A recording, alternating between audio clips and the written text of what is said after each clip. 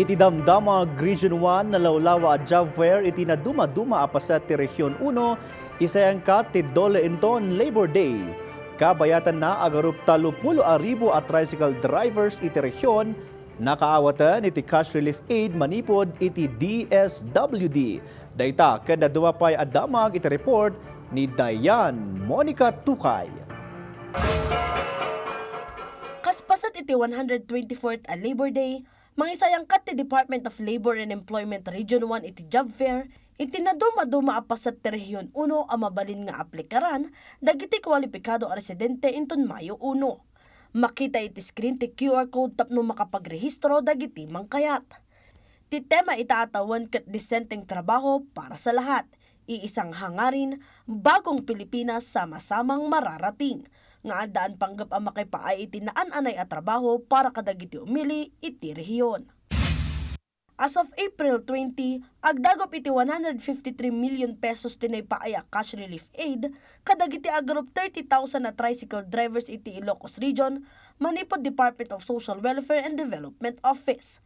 Nakaawat iti sag 5,000 pesos ta agrup 6,500 a benepisyaryo iti Ilocos Norte, agrup 3,200 iti Ilocos Sur, agrup 3,000 mat iti La Union, kanagarup 17,800 iti Pangasinan.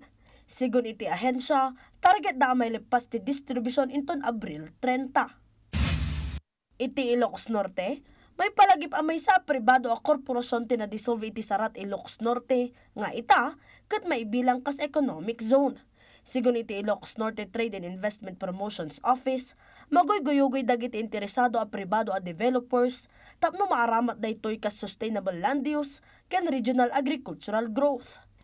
Kinumpirma pa iti ahensya akit kitaan da potensyal ti 3.13 hectare nga industrial lot iti barangay San Joaquin, a pagbalinan kas multi-commodity agro-processing hub. Napatag daytoy tapno makisayan ti post-harvest losses dagiti high-value crops kas iti bawang, sibuyas, kamatis, ken dumapay. Iti met Ilocos Sur, para kadagiti mountain climbers, jaya ti munisipalidad ti Cervantes asarong ti kangatuan apik iti probinsya. Ti Mount naman diraan nga adaan 2,331 meters above sea level. Babaan iti tulong ti LGU, Department of Environment and Natural Resources, ken Protected Area Management Board, ti ili ket mangpaduras ti mountaineering trails. Sigur iti Tourism Office ti ili, plan-planuandan dagiti proyekto para iti nasao bantay, kas iti viewpoint, main jump-off point para iti hiking activities, ken panakapapintas ti Magon Eco Park para iti natalgad at tourist experience iti disso. Dayan Monica Tukay para iti Pambansang TV, iti Baro a Pilipinas.